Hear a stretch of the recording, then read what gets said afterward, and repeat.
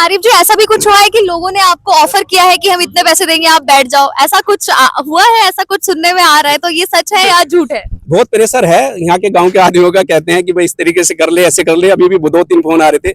मगर ऐसा ही, ये लड़ाई जो है, सच्चाई बात ये है, यहाँ जो 70% रोज की खाने कमाने वाली जनता है, उसकी लड़ाई है। चाहते हैं कि कोई जो प्रत्याशी अगेंस्ट में है वो आपके साथ आके डिबेट करे? हाँ, डिबेट करे मेरे सामने बैठ के। अब काम बनाए कि मैंने ये काम कराया कि 10 साल के अंदर, आरिफ भाई मैंने ये काम कराया, मैंने इतनी लड़कियों की शादियां करवाई है, मैंने इतने मकान बनवाए हैं, मैंने इतनी सड़कों पे काम करा, ये चीज करे और पर्सनल अपने पैसों से। स्वागत है आपका ट्रस्टेड टॉक में। मैं हूं आपके साथ ज्योति बिष्ट। अभी हम आए हैं नगर पंचायत ढंढेरे में। तो जैसे कि नगर पंचायत ढंढेरा में भी बहुत सारी दावेदारी है, बहुत लोग प्रत्याशी जो है खड़े हुए हैं। तो चलिए आइए जानते हैं कि आखिर ढंढेरा की जो जनता है वो अपना समर्थन किसको देगी, यानी अपना प्यार किसको देगी और किसको वो अपना चेयरमैन चुनेगी। क्योंकि कहीं ना कहीं ढंढेरे की जो समस्या है वो बहुत ज्यादा है, ना छोटी है ना बड़ी, कहीं बहुत ज्यादा यहाँ पे जल भराव की समस्या है, बहुत ज्यादा।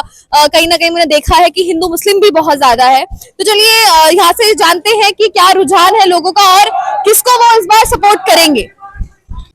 तो दोस्तों आप देख सकते हो यहाँ पे राव आरिफ जी जो है वो हमारे साथ मौजूद हैं और वो डोर टू डोर कैंपेनिंग कर रहे हैं। तो चलिए इनसे जानते हैं कि आखिर जो जनता का रुझान है वो क्या है, क्या वाकई में ही जनता ने इस बार मन बना लिया है आरिफ जी को चुनने का या नहीं। जी आरिफ जी, क्या कैसा रुझान है, क्या लग रहा है जैसे आप डोर टू डोर जा रहे हो? रुझान इतना अच्छा है, मुझे मोहब्बत प्यार इतनी मिल रही है लोगों की। हर आदमी देखते ही मेरे को खुश हो रहा है, तो उनके चेहरे से पता चल जाता है कि वो आरिफ के साथ है। तो कहने की बात ही नहीं है। और आप देख भी रहे हो और आपने जाके पता भी करा है, बहुत अच्छा रुझान है। इंशाल्लाह हम जीतेंगे और बहुत अच्छी भारी वोटों से जीतेंगे। जैसे लोगों को, जैसे आप जा रहे हो घर घर, तो क्या लोगों को पता है आपके अचीवमेंट का कि आपने अभी तक लोगों के लिए क्या क्या किया है या नहीं किया, या फिर आपको बताना पड़ रहा है? देखो, ऐसा नहीं, जो मैंने वर्क किया है, काम किया है पिछले 10 साल से, मैंने कभी वो तुम्हारा जो है फेसबुक पे किसी चीज पे गिनवाया नहीं। अगर मैं गिनवाने लगूंगा, यकीन मानना यहाँ के जितने भी प्रत्याशी हैं वे अब जो करोड़ करोड़ 2-2 करोड़ की बात करते हैं ना, वे उससे भी पूरा नहीं कर पाएंगे। अब तो इस चीज का अंदाजा लगा लो ना मैंने कितना काम करा हो। ये जो 2 करोड़ आज खर्च करने की बात करते हैं कि हम करोड़ रुपए देके, हम 5,000 रुपए देके वोट खरीदेंगे, इस तरीके की बात करते हैं ना। अगर काम 10 साल के गिनवाने बैठ जाए, मेरे सामने कोई सा प्रत्याशी आके बैठे तो सही, आके ये कहे कि मैंने ये काम करा है और उसके बदले में मेरे से ये काम बताओ। काम गिनवाओ ना, 1 साल का गिनवा दो, 10 साल का तो बहुत लंबा पीरियड है। आप चाहते हैं कि कोई जो प्रत्याशी अगेंस्ट में है वो आपके साथ आके डिबेट करे? हाँ, डिबेट करे मेरे सामने बैठ के। अब काम बनाए कि मैंने ये काम कराया कि 10 साल के अंदर, आरिफ भाई मैंने ये काम कराया, मैंने इतनी लड़कियों की शादियां करवाई है, मैंने इतने मकान बनवाए हैं, मैंने इतनी सड़कों पे काम करा, ये चीज करे और पर्सनल अपने पैसों से कराओ। पैसे वाले बनते हैं जब आज 2 करोड़ 1 करोड़ खर्च करने की बात करते हैं। भाई वोट कोई किसी को नहीं बेच सकता। वोट बेचना तो कहना मतलब ये तो जमीर बेचना। अब लोग बात करते हैं कि वोट खरीदने, कोई किसी की वोट नहीं बिकती और ना कोई वोट बेचता। ये तो लोगों की सोच है। अब 2 करोड़ 3 करोड़ की जो बात करने वाले हैं वो पहले कहाँ थे, वो जनता के बीच में पहले काम कर लेते। तो ऐसी नौबत ही नहीं आती थी, आरिफ को उतरना पड़ता। अच्छा आरिफ जी, अपना कुछ बताइए, अचीवमेंट कुछ बताइए कि अभी तक आपने क्या किया। जैसे हमारी तो जनता को पता ही है, मुझे ऐसा लगता है, लेकिन जिनको फिर भी नहीं पता है तो मुझे ऐसा लगता है कि उनके कानों तक ये बात जानी बहुत जरूरी है। अभी मैं तुम्हें 15 दिन का ही काम बता दूंगा अपना, ज्यादा दूर ना जाओ। 15 अभी यहाँ पे रोड पे एक्सीडेंट हुआ था, 2 बच्चे मर गए थे। तीसरे बच्चे को मैं लेके गया, सक्षम लेके गया, सक्षम में सारा इलाज करवा के उसे आरोग्य में भर्ती करवाया। जबकि मेरे से लोगों ने कहा तुम्हारी वोट नहीं है। मगर इंसानियत से बड़ा कोई धर्म नहीं है ना। मैंने जाके काम करवाया, पता कर लो। अभी भी उन्होंने का फोन आया, भैया पैसे तुमने लगाए हम देंगे। मगर पैसे की जरूरत नहीं, तुम्हारा बच्चा सही हो जाए। तो अभी का काम फिर बताऊंगा। 3 दिन पहले मेरे पास एक लेडीज का फोन आया, आरिफ तुम्हारा किसी ने नंबर दिया, आप कहाँ पे हो? मगर काम बताओ। उनको जी ऐसा है, हमारे 1 यूनिट खून चाहिए, 2 यूनिट हमारे पास खून है यहाँ पे। कहना होता है तुम्हारा मिशन पे खून का वो है। मैं वहां गया, मैंने वहां पे खून दिया और देने के बाद में मैंने पूछा आप कहाँ से हो? उन्होंने कहा मैं तो भैया भगवानपुर से हूँ, पर मुझे किसी रिक्शा वाले ने आपका नंबर दिया और ये आदमी आपकी मदद कर सकता है। मैं आपको जानती नहीं, पर तुमने बिल्ला लगा रखा है, अलग से लड़ रहे हैं आप। मैं कहा जी हाँ लड़ रहा हूँ, मेरे पास वोट तो है नहीं, पर दुआ आपको जरूर दूंगी। अच्छा आरिफ जी, क्या अभी बताता हूँ, 10-15 दिन की कहानी है, ये ज्यादा लंबी चौड़ी नहीं कि मैं पहले जैसे भी है। बहुत सारे काम है, जैसे भी कहाँ तक गिनवाओगे। इन लोगों ने काम तो करा नहीं है, सच्चाई बात। हमें तो जरूरत भी नहीं पड़ती उतरने की। हम तो कहना तो काम कर रहे थे भगवान को खुश करने के लिए, अल्लाह को खुश करने के लिए हम ये काम कर रहे थे। अब जब लग रहा है कि ये लोग उन्होंने लूटने का काम करा है, बीजेपी हो, कांग्रेस हो, अन्यथा जो भी दल है, लूटने का काम करा है। इस ढंढेरे को इतना लूटने का काम करा है। जहां भी जाओगे मैं देख रहा हूँ, सड़कें पानी, इधर जाओ तुम देखो, सब जगह पानी, सड़कें, कुछ करा ही नहीं। जमीनें खरीदने का काम करा है और लूटने का काम। और सबसे बड़ा काम ये कर दिया यहाँ पैसे वालों ने कि नशे में धकेलने का काम करा है। नशे में धकेलने का काम करा। यहाँ पे ढंढेरे के अंदर कोई कहने सुनने वाला नहीं है। बड़े तादाद में नशा बिकता है, इंजेक्शन का नशा बिकता है बड़े तादाद में, स्मैक का नशा बड़े तादाद में बिकता है, कोई उन्हें कहने वाला ही नहीं है।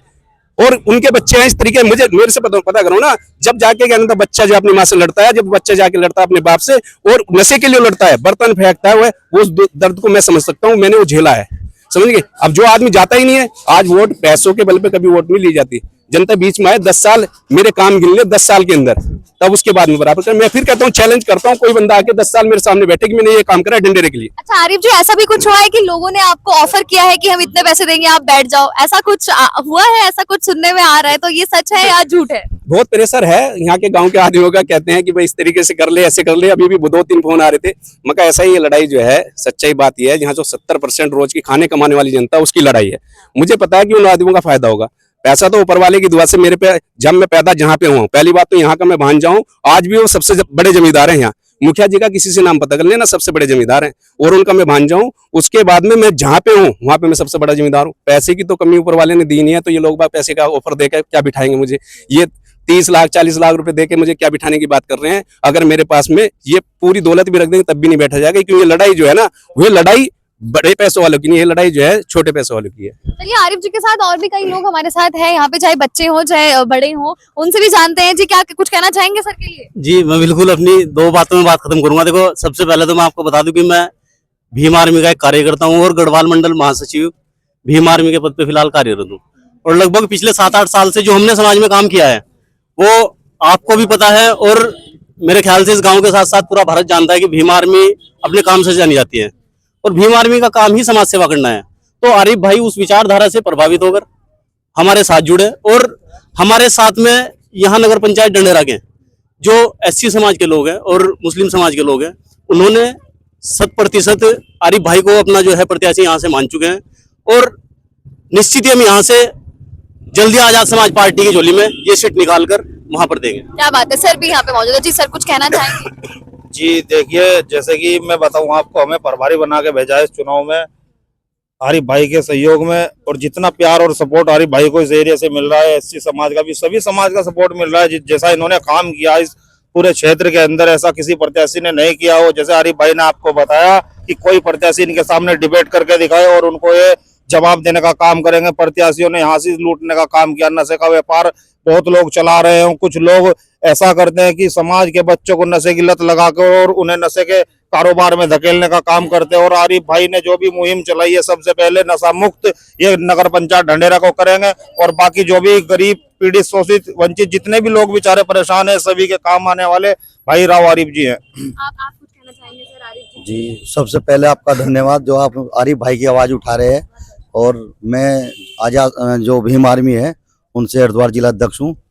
ये आरिफ भाई का परिचय देने की कोई वो नहीं है, ये मोहताज नहीं है परिचय के, क्योंकि आरिफ भाई नया चेहरा नहीं है यहाँ पे, ये निरंतर समाज में काम कर रहे हैं।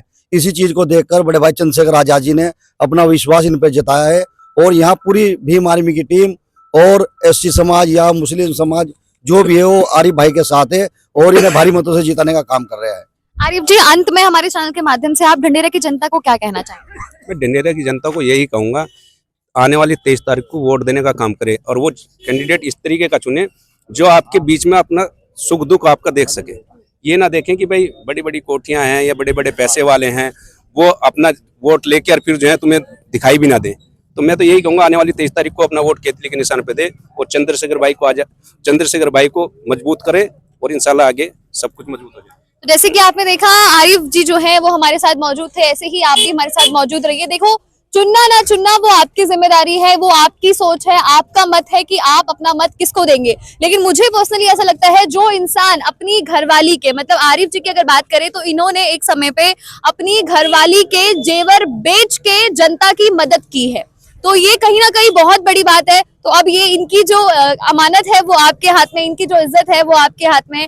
ऐसे ही आप लोग भी देखते रहिए ट्रस्टेड टॉक। मैं हूं आपके साथ ज्योति बिस्ट। धन्यवाद।